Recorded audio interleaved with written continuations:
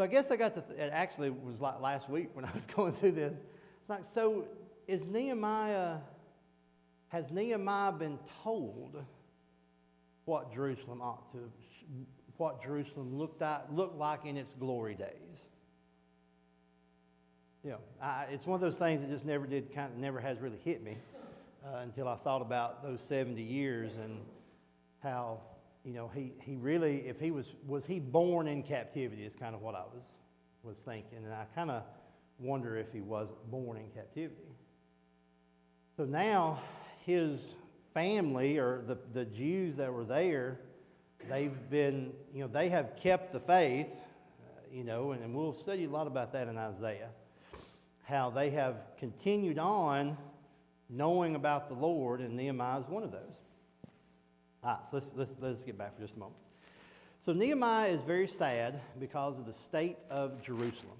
As Hananiah says, where does it say here? Yes, verse 3. And the survivors who have left from the country and the province, and there is great distress and reproach. The wall of Jerusalem is also broken down, and its gates are burned with fire. So again, it's in pretty bad shape. Pretty bad shape.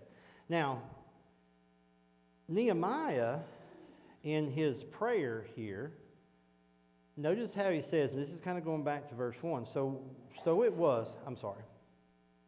Let me go back to verse 1, because this is kind of important for my next point. It came to pass in the month of, and it's Chislev. That's a Jewish month, okay? Now, in chapter 2, verse 1, it says in the month of Nisan, that's another month. And so if you look at a Jewish calendar, there's 4 months that goes by the time that he hears about Jerusalem and that he talks to the king, Artaxerxes. Now, again, in chapter 1, we basically have this prayer of Nehemiah. So for 4 months, this has been on his mind. And has he been praying for these 4 months? And so the question I have is there anything that you have prayed a long time about before you made that decision? Has there been something in your life that, and I'm not saying it had been 4 months or something, but has there been something that you really prayed a lot about before you made a decision about it? Any thoughts? Anybody want to share? Okay, an adoption, absolutely. Any others? How about before you got married? Or before you took a job? Or may have left a job? You know, I don't think this is just a one-time prayer by Nehemiah.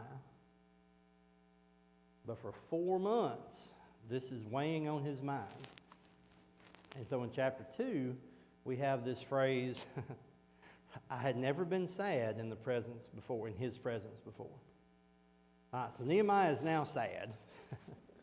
He's now sad.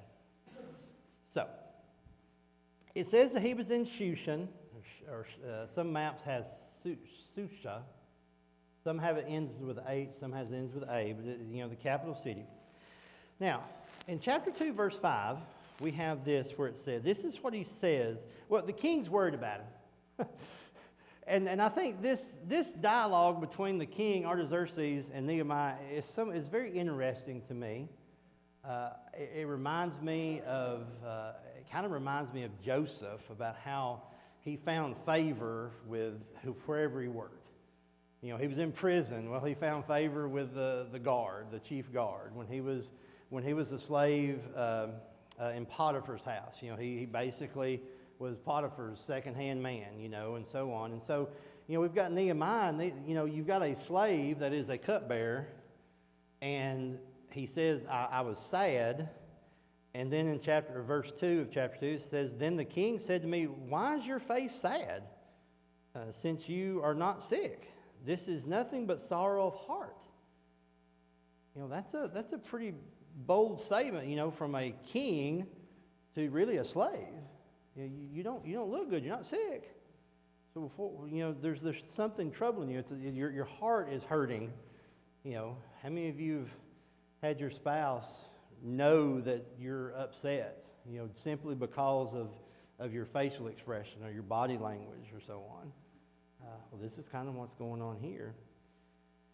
And so it said, and I said to the king, may the king live forever. Why should my face not be sad when the city, the place of my father's tombs, lies waste and its gates are burned with fire? Then the king said to me, what do you request? So I prayed to the God of heaven. This is in verse 5. And I said to the king, if it pleases the king, and if your servant has found favor in your sight, I ask that you send me to Judah, to the city of my father's tombs, that I may rebuild it.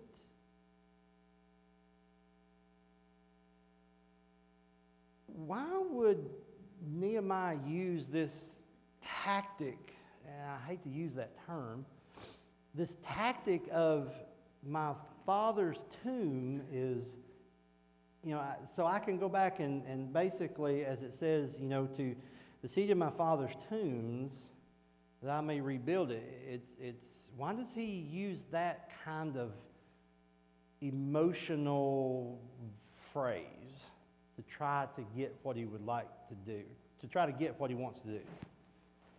Yeah. So in that time in history where your ancestors were buried had significant impact whether you were a believer or not. Heritage was so important in that time. Yes, yes. Heritage was so important in that time, and it was not just for the Jews, but also for the Persians. And so, Nehemiah is using, and I hate to use the word tactic because tactic implies you're trying to manipulate, and I feel like there's some sort of, I guess, a relationship between Nehemiah and King Artaxerxes here. But how many of you, well, as was said, even, commentators talk about how, people were so concerned about their ancestral tombs. Even some commentators say that Artaxerxes was in the process of building his own tomb during this time so that he would have that, I don't know if prestige, but that place in history where his tomb was. And so Nehemiah has used that as a means of, hey, I really need to go back and rebuild this city. So how many of you have ever done that? How many of you have ever, and I don't want to use it in a manipulative way, by no means, but how many of you needed something? So you asked based upon emotion, the emotions that we have, in order to achieve that. How many of you have ever done that before? And think of an example. I've got a couple where you've used emotion in order to get what you really desired.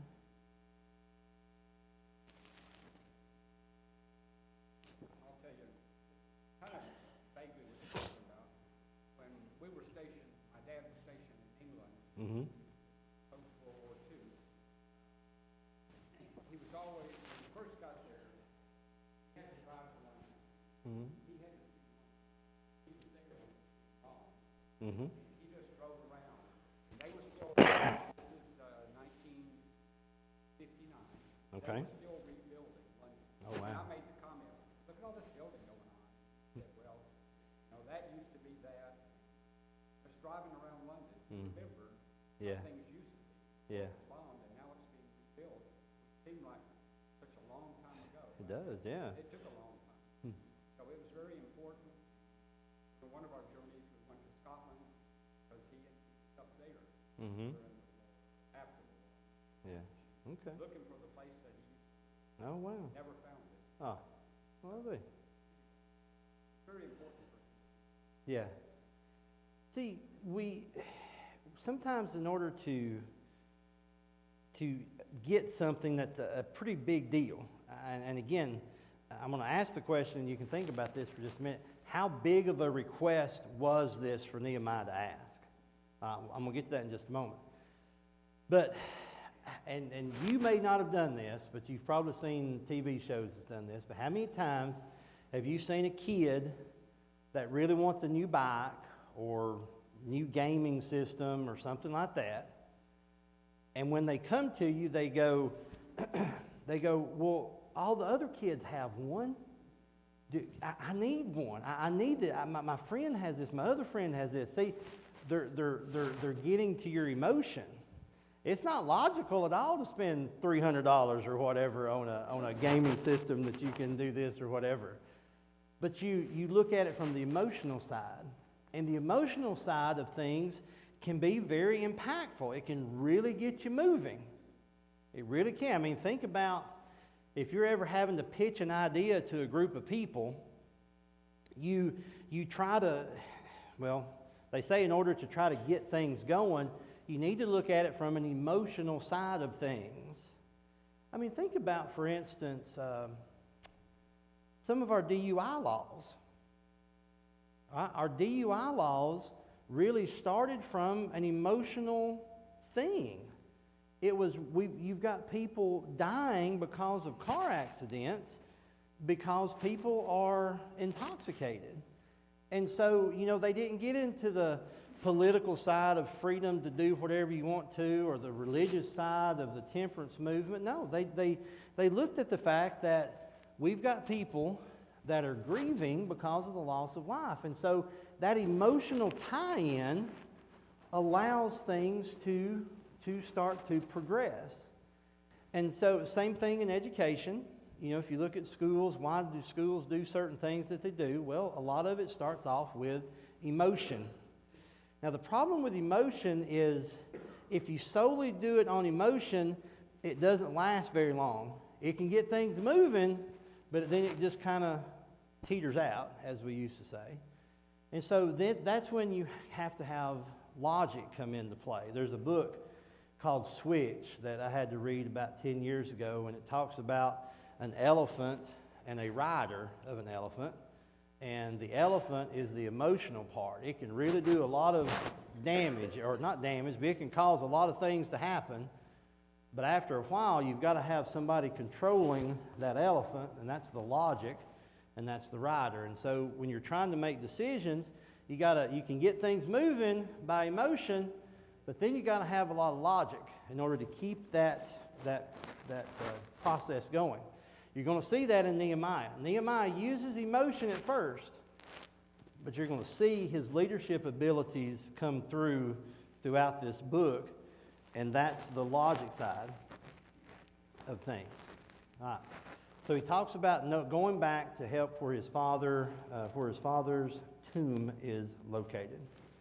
All right, let's look at verse 6. Verse 6 says, "Then the king said to me, the queen also sitting beside him." Now, who is the queen? Any guesses? That was a guess. Well, I shouldn't say a guess. Some commentators have both. Some say it was Esther, because Esther is talked about with Artaxerxes and so on. But if you know the story of Esther, there's a lot of, we don't know for sure if it was Esther or not. But if it was Esther, it could be a pretty good play into, letting these Jews go back to their homeland, okay? So, here's that question that I have. Oh, no. I like this question. This is a geography question. I always like geography. Verse 6. Nope, where's that? I'm going to have to keep reading for a moment. Says, "If it pleases the king, servant, father..." Okay, verse 6. "Then the king said to me, Queen, how long will your journey be, and when will you return? So it pleased the king to send me, and I set him a time. Furthermore, I said to the king, if it pleases the king, let letters be given to me for the governors of the region beyond the river, that they must permit me to pass through till I come to Judah." Geography question, what is this river? Because you're going to read that a lot in this story. What is the river that he's talking about here?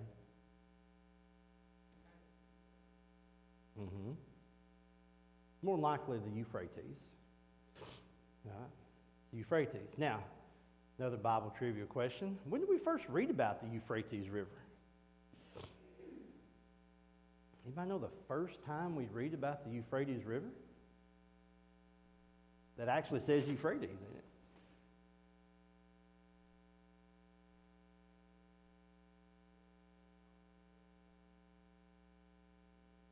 Very close. It's actually one of the ones that's listed in like the borders of the Garden of Eden.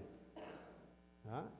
So that's really the main reason why so many people say that Mesopotamia and that area is where, the Garden of Eden was once located. The Genesis account refers to the river Euphrates. Well, the river Euphrates has been around for a long, long time.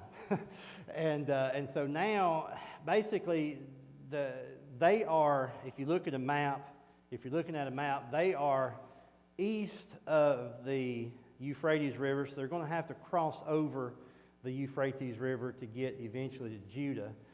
And I think I showed you a map last week. There was two basic routes. You could follow the Euphrates way up to the north, almost to where the Assyrian Empire was kind of located, and then make a big, almost like a U, and come down the coast and get to Judah or Jerusalem. Now, some went across a more direct route, but that took you through the desert, and some suggest that's where Nehemiah went through. It was a faster route, but it was through the desert. So, the question I asked earlier, how big of a request was this? Well, he was afraid. Mm-hmm. My translation earlier said that God became Yeah. not knowing how the king. I find it interesting. He doesn't say, let me go. He says, send me. Mm-hmm. So that idea of send me, I'm going by the name of the king, which means I have access to the king's resources. Right. Nobody can bother me because he is king, and Right. I am on king's business. Correct. Yep. Very much so. And that kind of plays out in what we just read. He asked for letters, basically saying, I'm being sent by King Artaxerxes. Yeah. Yeah. Right.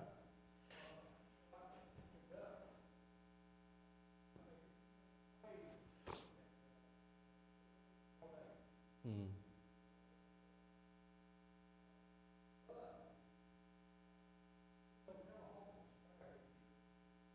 Yeah.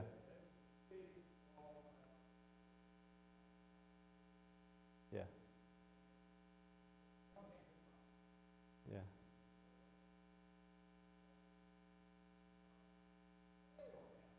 Yeah. Yeah,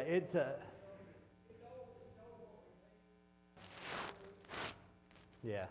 It's interesting. Like I said, we'll talk a lot about that when it comes to Isaiah, about God's control of the world and what will happen in the world. That's really going to come out in Isaiah.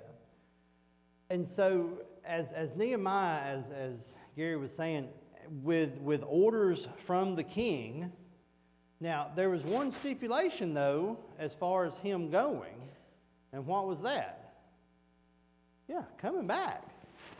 So again, the relationship that Nehemiah has created, or God has created, or helped create, you've got a person that's not just that the king's concerned because of his facial expressions, but he's like, okay, I'll send you, but when are you going to come back? And so it's a very interesting relationship that we have in this chapter that's presented here. And so Nehemiah will secure these letters to go. You wonder if there's a system. Yeah, you kind of wonder. I did read one commentator that was something like there was a cupbearer for every season. And so that was why there was 4 months between when he received the word to when he may have had access to King Xerxes. I've read that from one commentator, I'm not sure where. But they did suggest that there may have been more than one cupbearer. But yeah, you're right. I mean, because as we met, maybe the first week that we were here, when I asked, what do we know about Nehemiah? I mean, a cupbearer was a very, very important position because they had to be trusted, because they are the ones that had the easiest way of poisoning the king and killing him. So you had to trust whatever this drink was that this guy gave you. And so it was he had access to the king that most people probably did not.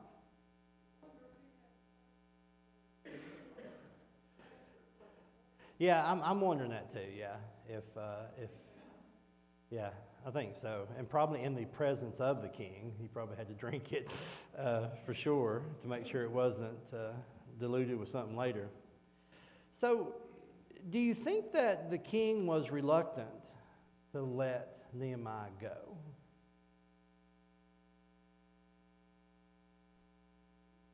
Didn't seem so, right? When you look at it from a common sense perspective, here you've got a man who I trust with my life. Mm-hmm. He's going to leave, and I'm going to have to find some substitute. You're right, yeah. For whatever period of time. Now, that gets kind of scary when I'm going to get Al over here Yeah. to check my food when Barbara's been doing it for 60 years. Yeah. Stayed alive, and now Al Rogers is. You have to worry that Al Rogers has the same concern as to whether I live or die Yeah. that the other person does. Does not. And that does have to come into play. As Al mentioned earlier, you would hope that there would be some substitutes already in play. Right. You would think. And like I said, I think there was, like I said, one commentator suggested that there was at least one for every season. They did it every 4 months, but yeah. Yeah.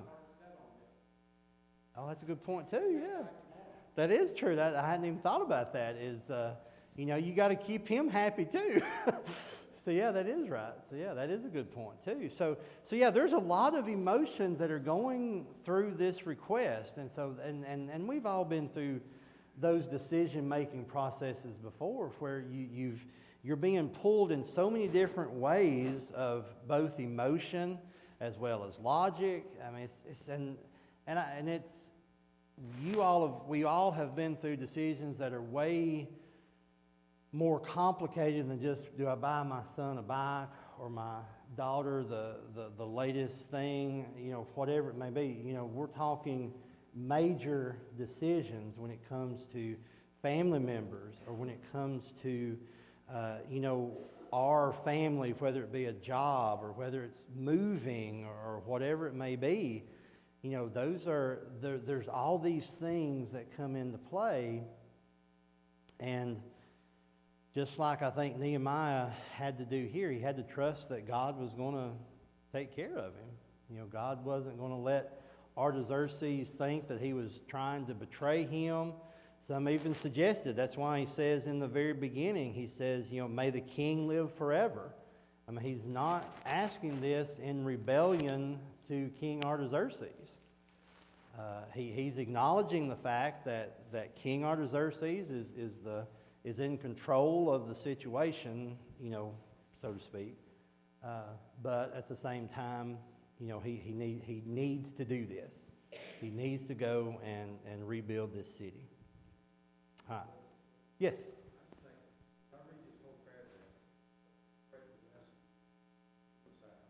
Mm-hmm. Yeah. Right. Mm-hmm. Correct. Yeah, it really is. Like I said, there's a, if anything changes in chapter 2, the whole book of Nehemiah changes. So yeah, it is a wonderful lesson, as you say, in human psychology. It really, really is.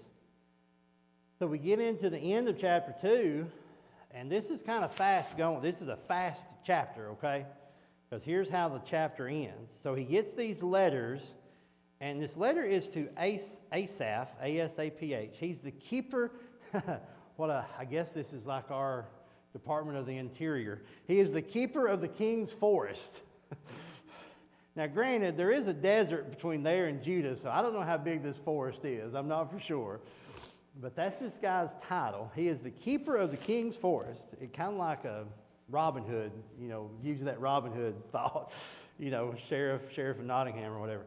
So, but there's a reason that he must give me timber to make beams for the gates of the citadel, which pertains to the temple, for the city wall, and for the house that I will occupy. And the king granted them to me according to the good hand of my God upon me. So again, one of the characteristics I think you all mentioned about Nehemiah is how humble he was, or just how he knew that he had to trust God. And even here, he's acknowledging that God allowed this to happen as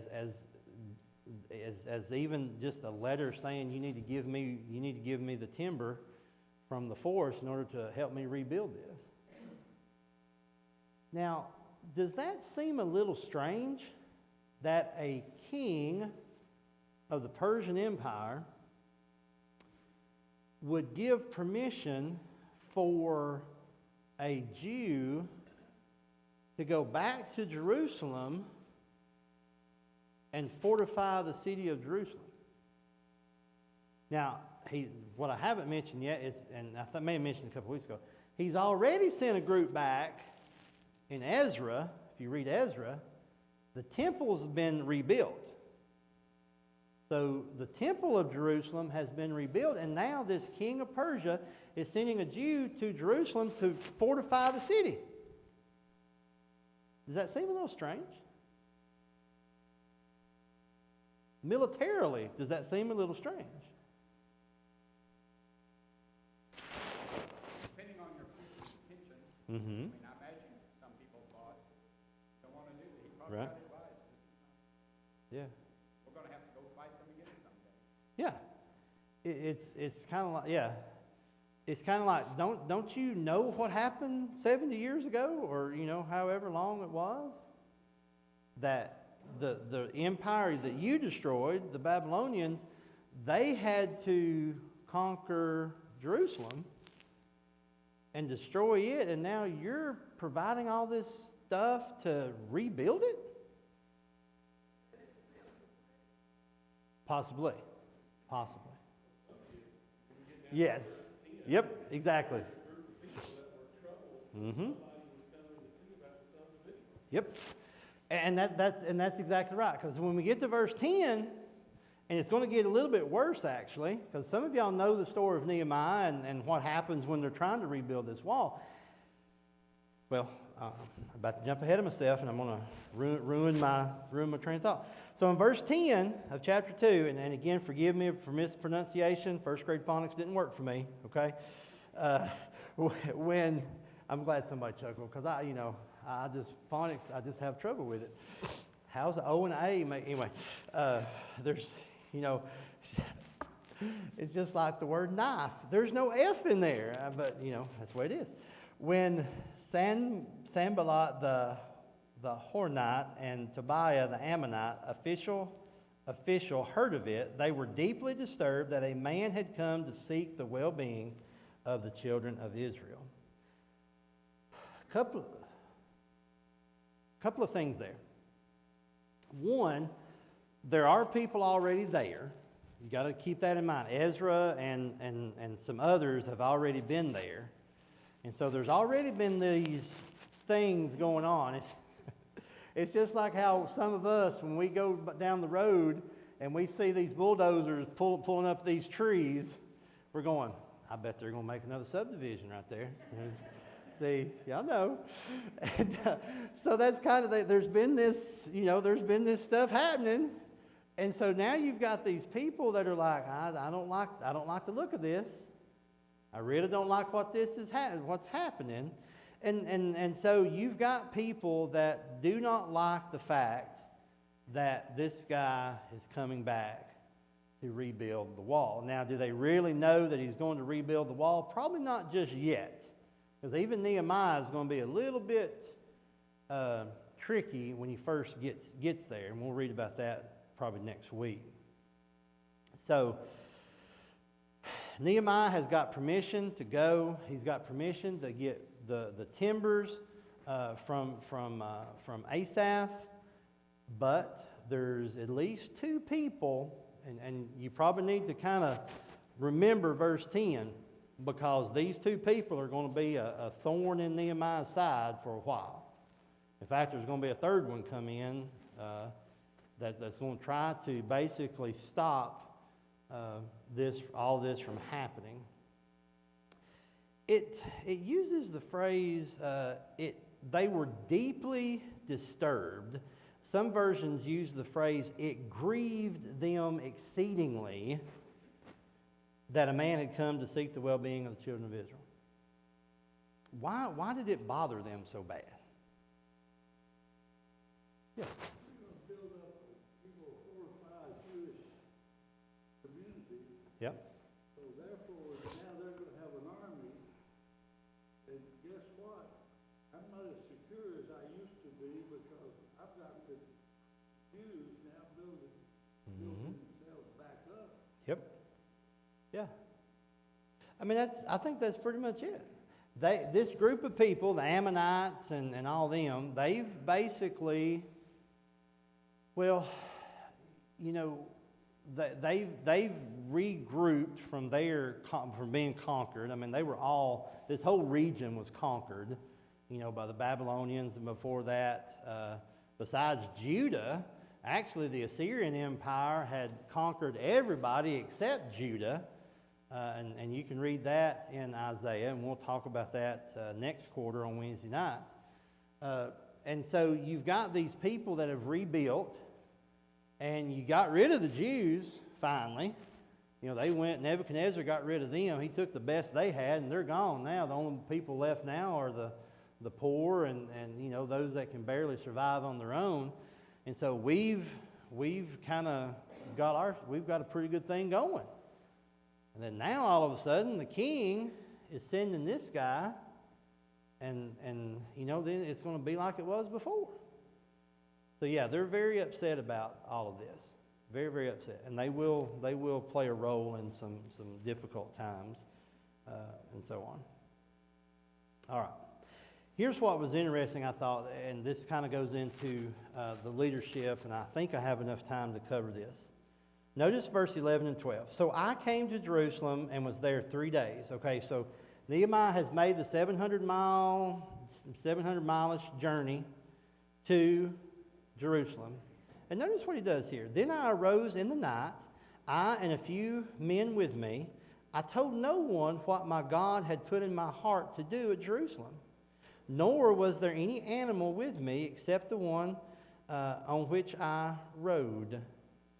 Why would Nehemiah not tell anybody? Why do you think he kept it a secret?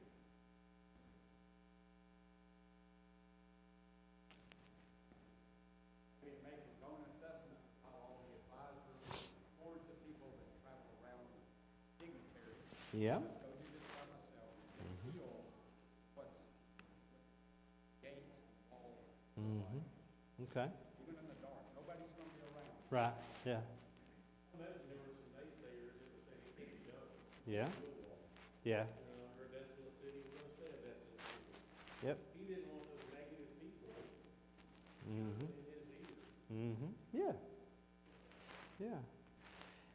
Yeah. It does kind of lend to Nehemiah's leadership qualities, because, you know, any of you that's ever had to take a supervisor position or a new role in something, you know, you really want to assess how things are based upon your thoughts and not having, you know, I was thinking about this this morning, and one of my favorite movies is Lean on Me.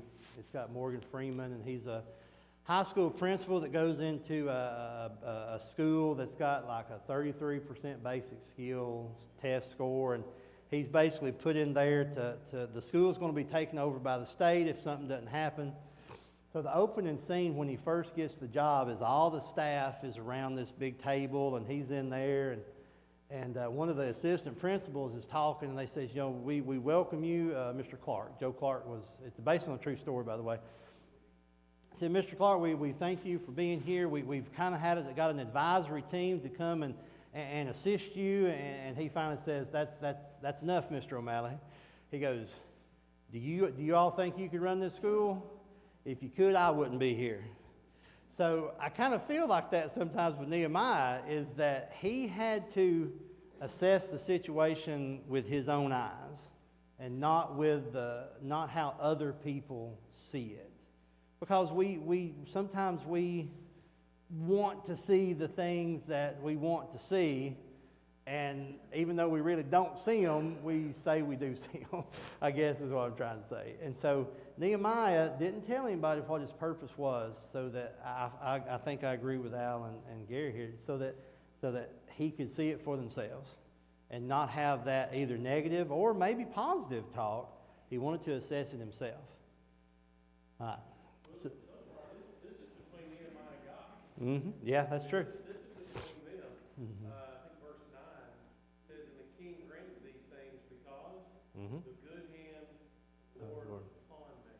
Yep. So Yeah. it's not time to unwrap it yet. This Yeah. is between God and Nehemiah. Yeah, that's a very good point. Very, very good point. And even with verse 12, he says, I told no one what my God had put on my heart. So yeah, this is just between him and God right now. All right, next week, sorry, I've been coughing so much. Next week, we will get into kind of a layout of the city. I gotta quit talking. I'm hoping to give you a copy of, do I have it here? Yes. It's a copy of what they feel like the wall looked like during Nehemiah's time. And I really like this because in these chapters, it's going to talk a lot about gates.